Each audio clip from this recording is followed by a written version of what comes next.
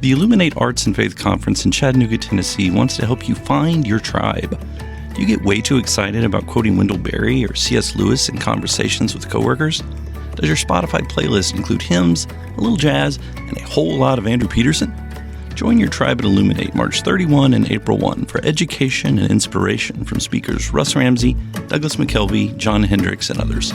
Find a complete list of session topics and ticket information at southern.edu/illuminate.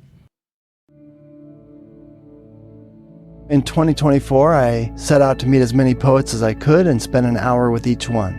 I got more than I bargained for, more insight, more clarity, more hope. It's proved to be one of the richest highlights of my life. 17 writers, 17 deeply human conversations that made me sit up and pay attention. Franz Kafka once said, if the book we're reading doesn't wake us up with a blow to the head, what are we reading for? A book must be the axe for the frozen sea within us. And that's what I hope this new book will do. I hope it wakes us up, my friends. I hope these conversations will be the catalyst for something to be reawakened, re-enchanted, and reinvigorated. It's called An Axe for the Frozen Sea, Conversations with Poets About What Matters Most. I'm Ben Palpin, and I hope you'll come and listen in as I spend a little time with poets like Lucy Shaw, Malcolm Guite, Dana Gioia, and Lee Young Lee. Pull up a chair at the table as we dig into what it means to write well and to live well. An Axe for the Frozen Sea is now available from Rabbit Room Press. Visit the store at rabbitroom.com, or better yet, ask about it at your favorite bookseller.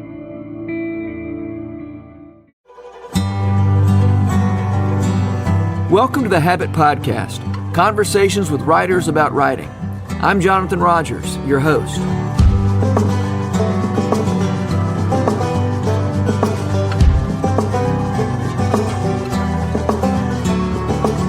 Singer-songwriter Jeremy Casella is one of those people who know what to do with loss and hurt and brokenness.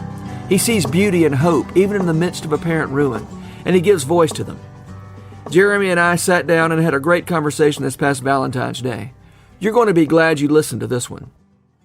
Jeremy Casella, I'm so glad you're here. We've been trying to get together for a long time, and here we are. Yeah, it's great to be here. I'm excited about this. Good. Well, I want to start with what may have been one of the first songs you ever had recorded. I don't know. You can tell me if this is true or not. But "Guide Me, O Thou Great Jehovah," right? You know what you did with Kevin Twitt as part of the Indelible Grace. Indelible Grace. Mm-hmm. Yeah. And was that the first Indelible Grace record? No, I think it was the third. Uh-huh. I came along around the second album. They had made the first album, and I was aware of what they were doing because I was ending my time at Belmont there. Uh-huh. And so, I think that's either on the third or fourth record, but I came on board with Indelible Grace around the end of the second record. Uh-huh. But so, of course, a very old hymn, "Guide Me, O Thou Great Jehovah." 1773.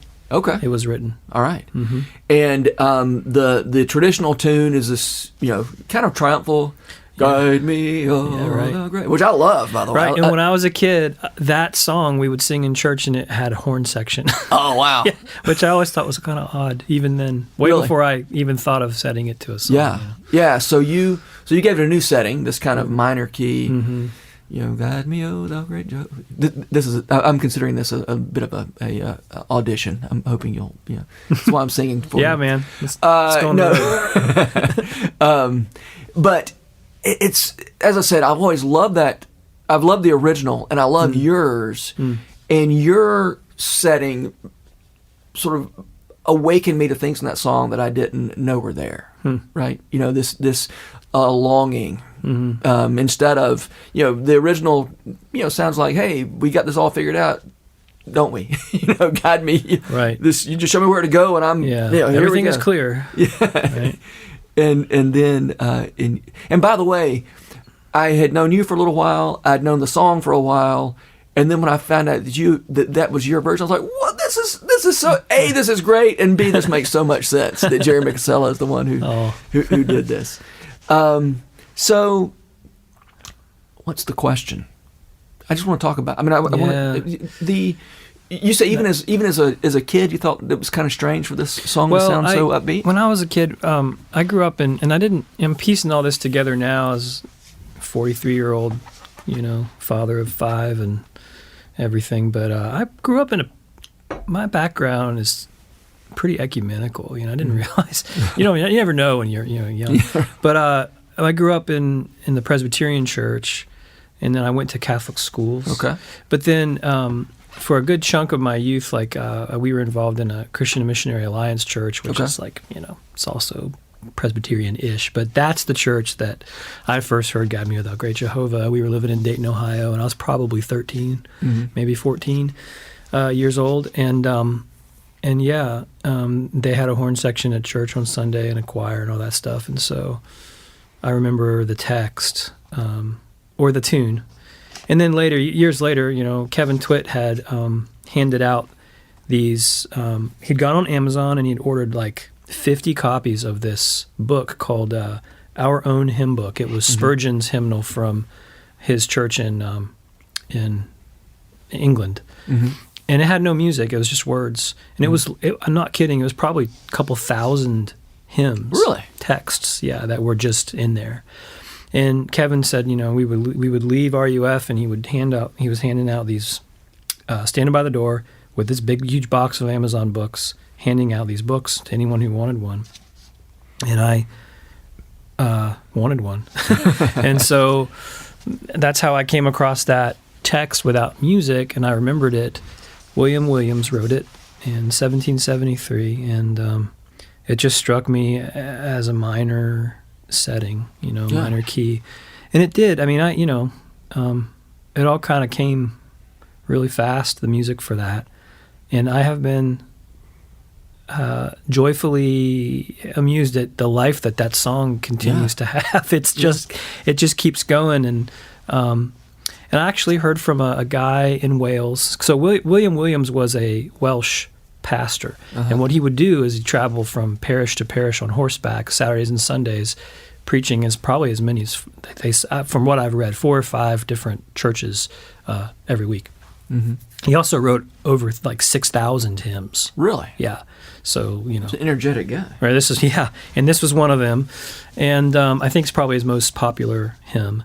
And he was from Wales. And so years later, of course, with this song, I heard from a guy in Wales. He emailed me, and he sent me a recording of another hymn with my tune set to it. And he was saying that the tune for God Me Without Great Jehovah, do you know that it also works for these 4 or 5 other hymns?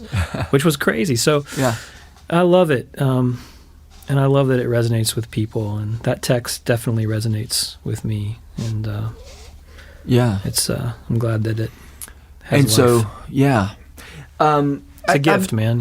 I feel like a gift. Yeah, I've been thinking about the your choice to. I mean, you sing a lot of songs in a minor key, right? Sure. Grief, sadness, loss is a recurring theme in your music, which feels like a choice. By choosing to do that, feels like a choice. Like you're basically saying you're giving up on radio play. Oh, sure. I guess. I mean, so I'm a primarily have worked and traveled in Christian music circles. Yeah. As an independent artist, I flirted with a mainstream label. I had a mainstream deal for about 9 months with this record label called Universal South, and they were trying to sort of break into Christian music as a business back then. But I went back to being independent. I think because I'm independent as an artist, and I play primarily in churches and colleges, and in recent years, house concerts. I've never felt any pressure to, outside of whatever involvement I had with the music industry, Christian music industry here in Nashville, to try to. Well, I did at first, right? Like when you're younger, you start out, you think you want to try to be what people want you to be. Which means, what are you going to talk about? So, but I don't necessarily think that being honest and talking about things that we all experience is a bad business decision.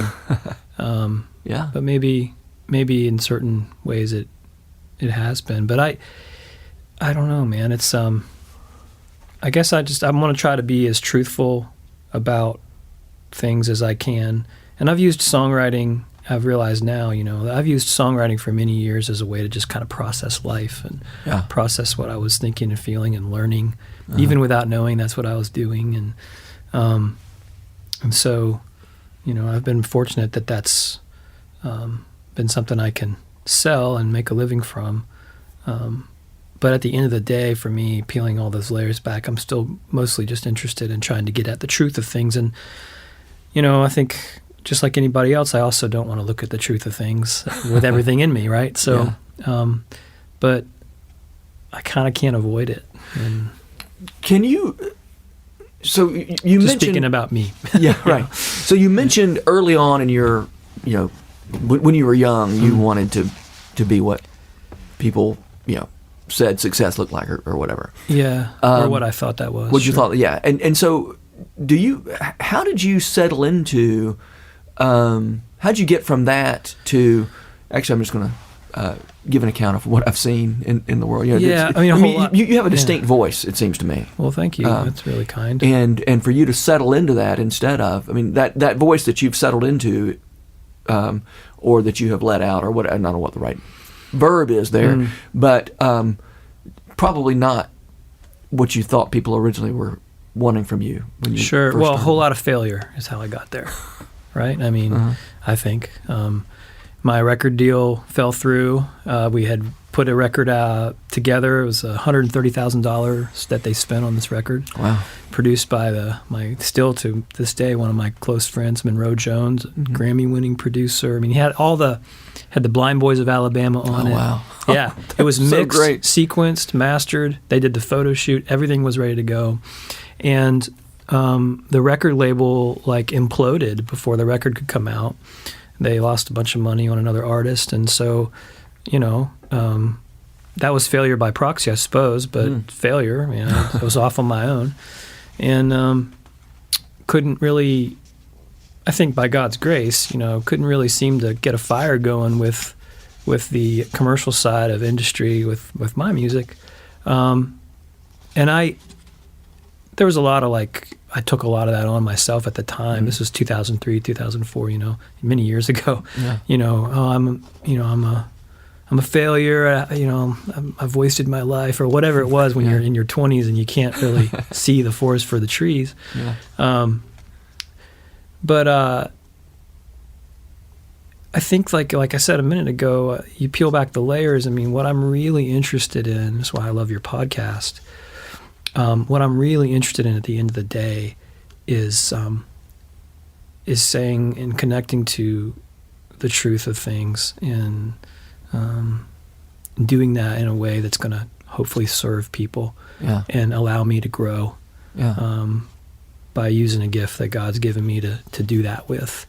And that feels like success to me. Yeah. And that's always been there, right? But I've refused to look at it as the viable, central, integral, main throughway to growth, or whatever you want, throughway to growth, if you want to call it that, until you get older and you realize, man, all these things have been shaken off of me. This is really where my heart is, and it's always been here. I just didn't understand. Wow, and that's great. Just grace. So I think a whole lot of failure.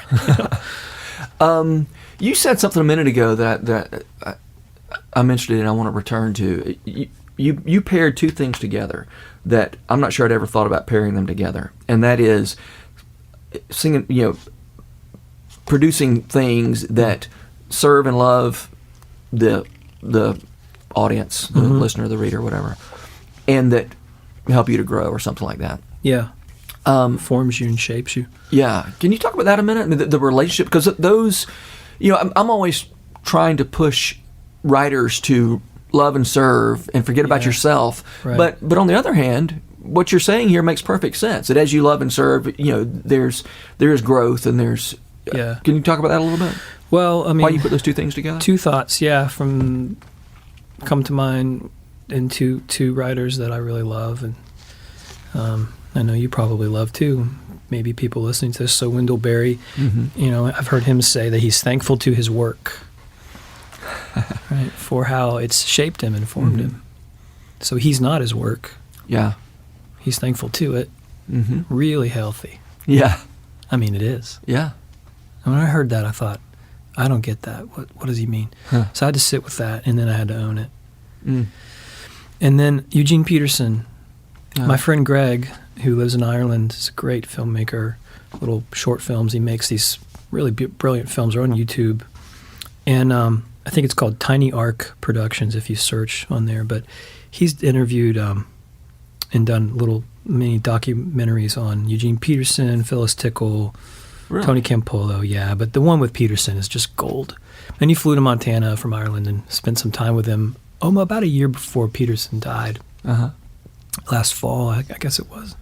And he said that at the end of this whole long interview about Peterson's life, it's like 20-minute little video about his work and his life and his family and his writing and his pastoring work.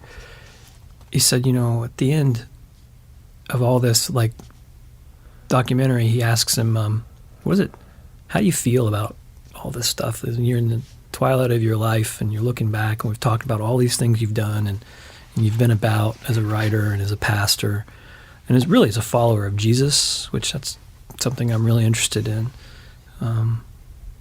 He just kind of paused and real quiet, and he goes, I just feel like Eugene. Oh, wow. Which is such a beautiful, simple way of saying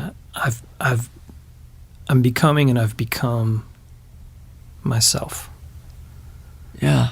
In a healthy, Christ-centered, serving, loving other people. I've given so much of the crap away, got rid of all that stuff, and I can bring my full self to others. And I don't know, I thought that it struck me as so beautiful. It's worth seeing in the video. Yeah. It's really powerful. Yeah. So anyway, I think that's what I would say is just trying to serve and love other people as best you can. It takes a long time you gotta make peace with yourself to do that first, I guess. And writing for me has been a place where some of that's happened. Yeah.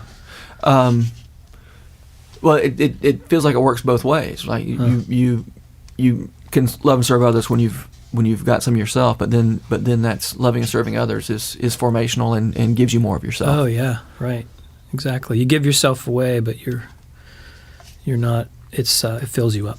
It fills you up. Whoever wants to save his life has to lose it. Got to lose it. Yeah. And, so in one of your songs, which one was it? I've got it written down here.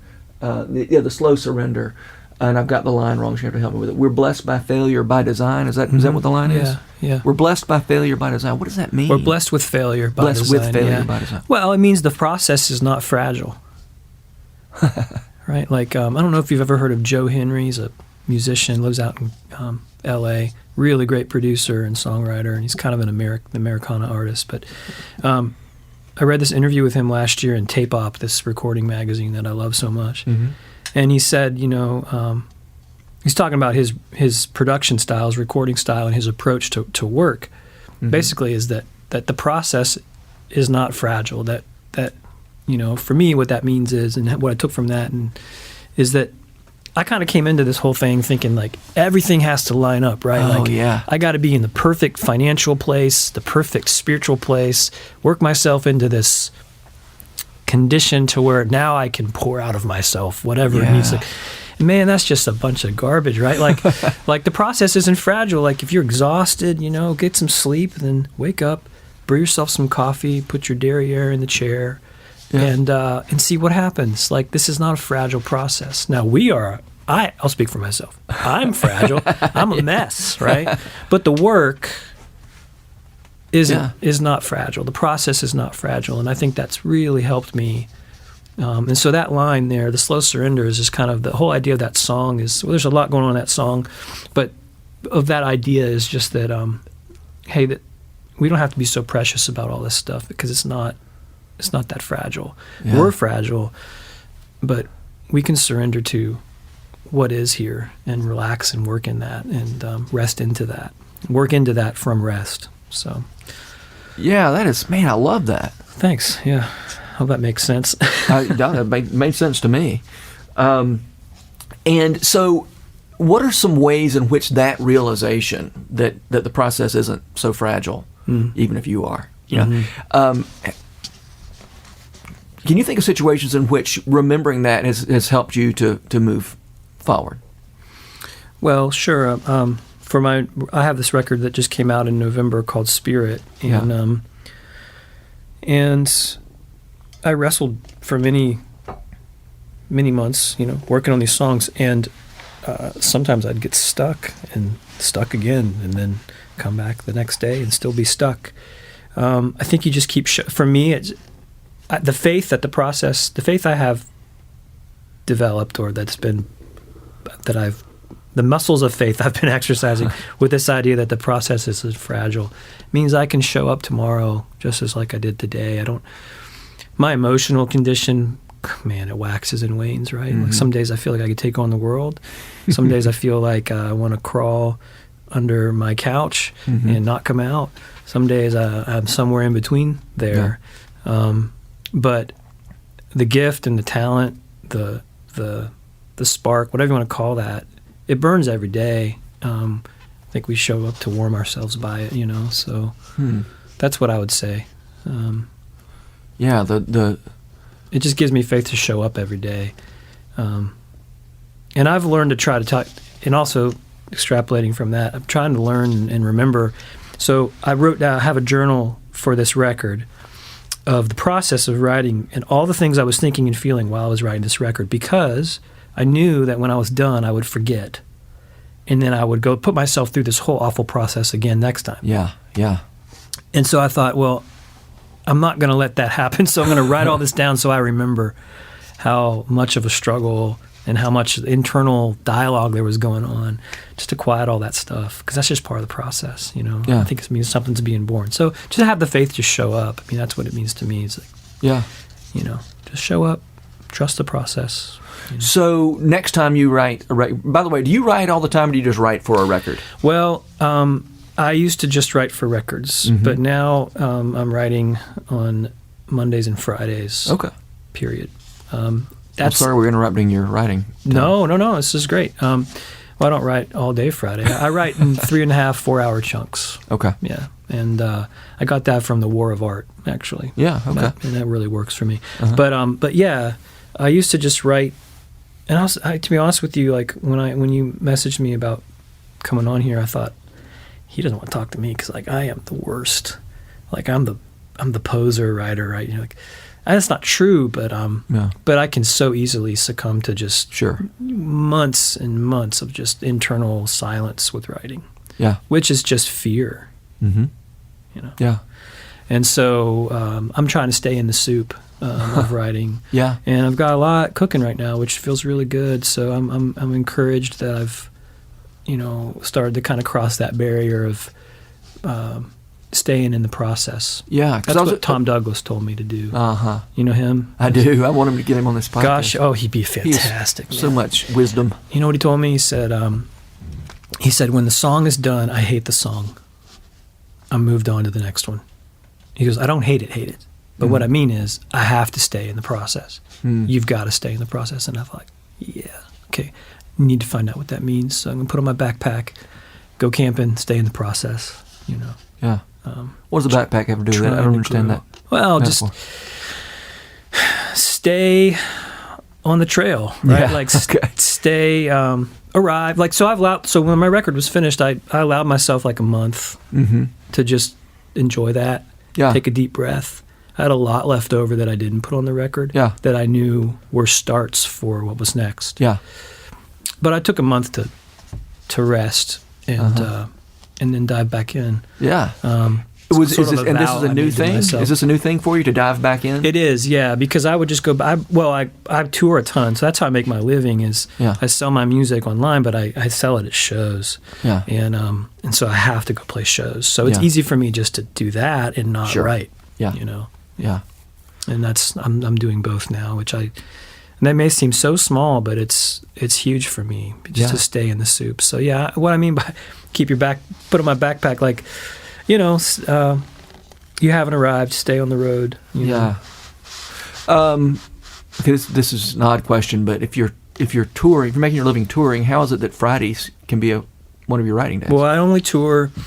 I tour every other weekend. And every other week rather. So and then the fall's my busiest time. Spring's pretty busy. Summer's pretty light. I don't tour at all in the winter.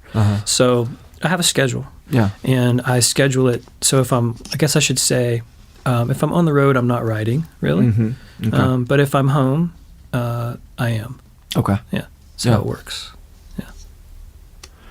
I love it. So does it feel like you have turned some corner? You've got over some hump? For me, it does. Yeah. And I love. It's just an internal goal I had, and so far so good.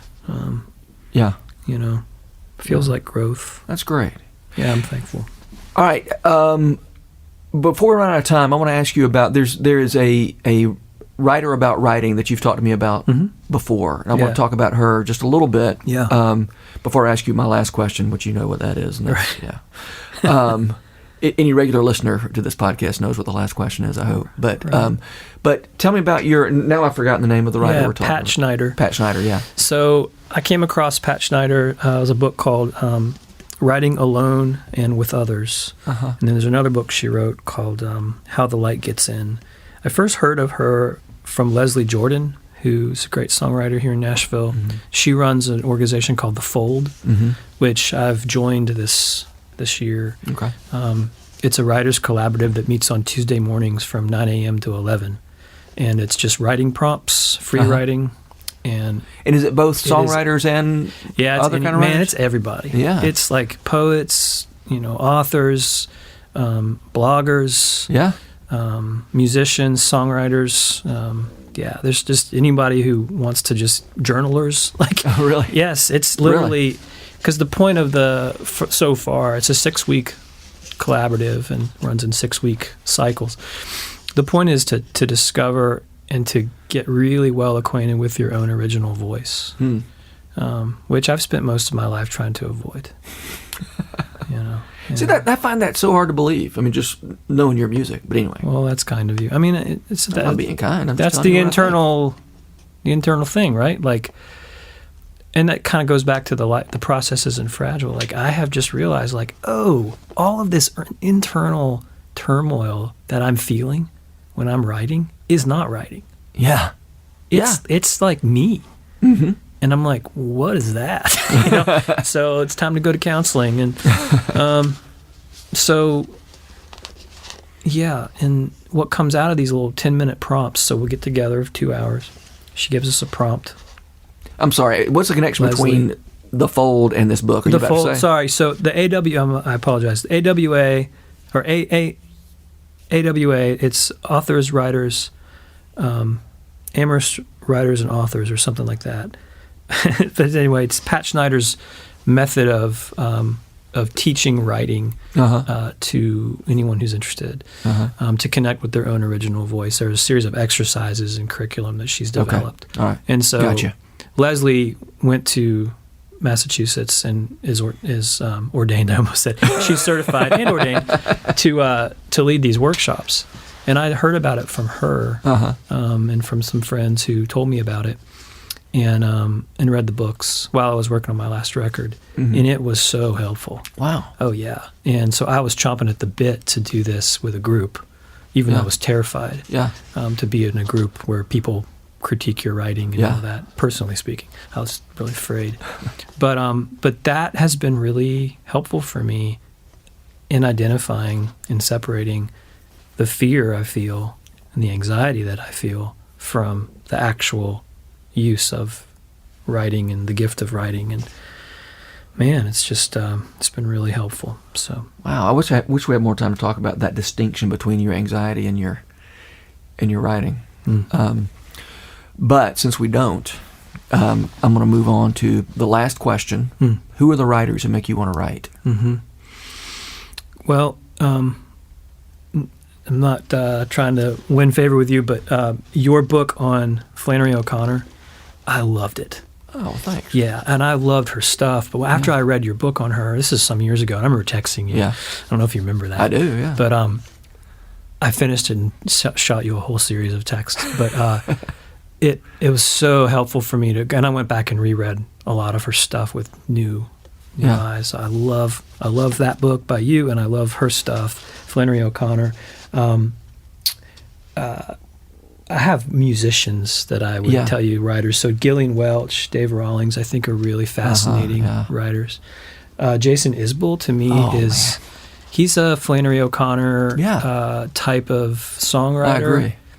There's so much going on there. Yeah. I kind of wonder if he even realizes when he's doing it. Probably not. like there's some of his stuff. Like, I'm sure he gets it when it's done. But he stands back and looks at all of it. But it's just the trio of records, Southeastern, Something More Than Free, and the Nashville Sound. Yeah. They are like quite a trilogy. It's amazing. Yeah. And it's funny you compared him to Flannery O'Connor, because I was at a visitor at a Flannery O'Connor book club a few weeks ago, where they always have some music going. Like they try to get food related to their author, and they try to play some music in the background. And they said, who should we play? I'm like, Jason Isbell. Yeah. And Shovels and Rope was the other one I said we need to play for. For Flannery he's fantastic. And I think I feel fortunate to be alive while he's doing what he's doing. Yeah, that's how I feel. His that song about the vampires, and because this is Valentine's Day that we're recording this, that's just it's like the best love song for old people ever written. It is. It's powerful. I love Springsteen, Tom Petty. Yeah. Paul McCartney, I think, is a fascinating songwriter. Can we talk about Tom Petty for a minute? Mm-hmm. Yeah. Because I love Tom Petty. Yeah. And it makes me happy that real songwriters like Tom Petty. Like, can you tell me about what you like about? He's a craftsman. Yeah. I think the mark of a craftsman is, at least for songwriting, is he's a master of simplicity. Mm-hmm. You look at his songs, and it's just there. You and I could pick up a guitar and play them for you. We could figure them out in 5 minutes. They're they're not complex musically, but they're so well done. Mm-hmm. And I love how he turns a phrase. He's just a fantastic songwriter, and he's a craftsman in the sense that he was a student of the masters. I mean, there's a reason that people like Roy Orbison and Bob Dylan and Jeff Lynne and George Harrison, owned him as basically an associate with the Traveling Wilburys. Mm-hmm. It's because he was, and of course you don't think about that, but if you look at those records back then, he was the young guy in the mix with the old legends. Yeah. But he was writing stuff that was cut from the same cloth that those guys were pulling from. I mean, you can't miss that. There's a documentary about the making of those records, and you see him in the room with Bob Dylan, and they're working on a lyric, and he's just as comfortable as can be. Now, that's a no-brainer because you think of he was Tom Petty, but if you think about where he came from, I know. I love the fact that for his whole life, he sounded like he was a North Florida country boy. Yeah, and he owned it. Yeah. I mean, talk about writing from your own original voice. I mean, you hear a lick on the well, it's part of that's Mike Campbell, but and they're quite a duo, which is one of the coolest things about being in a band. But but you hear a song, right away, that's Tom Petty. Yeah, that's Tom Petty. And when he died, I was so sad. Yeah, and I was so surprised at how sad I was because I was like, I've never met this guy. I've never been like a stalker fan. Yeah, but my goodness, his songs like worked their way into my life, and they're welcome visitors. When every Tom Petty song makes me think I'm in high school. Yeah, and I think of it. Every time I hear it, I think, oh, I'm 17 years old in Warner Robins High School. Oh yeah, and then I'll go look up and realize I was a father of 3 kids when this song came out, and I thought it was from when I was in high school. Right. It's just I just love him. Yeah, and just because I'm a nerd and I want to make sure I mention all these writers. So I also have down here Rich Mullins, of course, for me, Bob Dylan, Jeff Tweedy, Patty Griffin, Buddy and Julie Miller, and then lately, Lori McKenna. Do you know who she is? She's a Nashville writer. Really? She's a hugely talented. She's written a ton of huge songs, but she's a hugely talented songwriter. Just a craftsman. Yeah. In every possible way. I'm going to check her out. I heard her open for Patty Griffin. My wife and I went to see Patty at the Ryman last summer, and Lori came out and opened, and I'd never heard her stuff before. I'd heard of her, and I was blown away. She has a song called "People Get Old" that is just, it'll just break your heart in the best way. It just makes you, when the song is over, you feel, first of all, you feel like you just watched a 3-hour movie, and it's like 3.5 minutes long. Really? Yeah. And then you just, it pulls emotion out of you. And I love songs that take you to, like you're talking about, you know, when you hear Tom Petty, you go back to high school.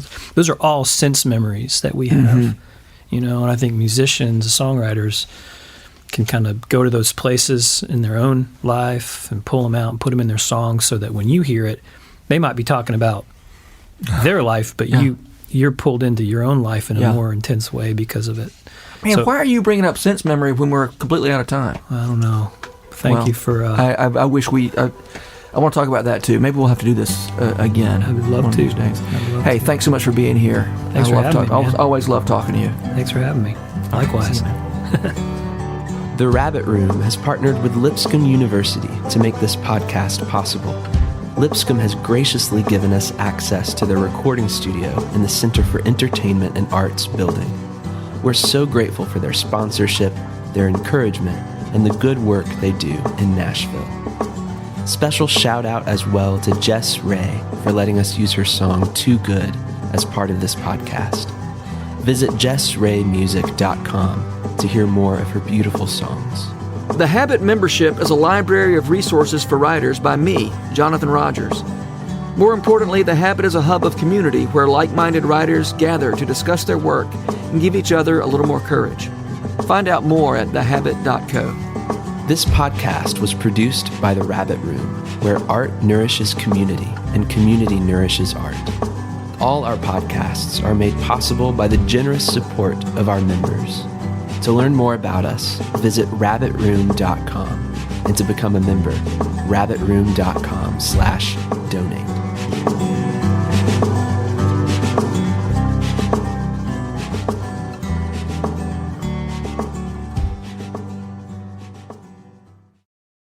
If you've enjoyed this podcast episode, consider joining the Rabbit Room membership. Your membership helps sustain this community, funding everything from publishing and podcasts and theater productions to events and programs that support artists who create with a Christ-centered vision. We'd love to have you on board. Learn more at rabbitroom.com/member.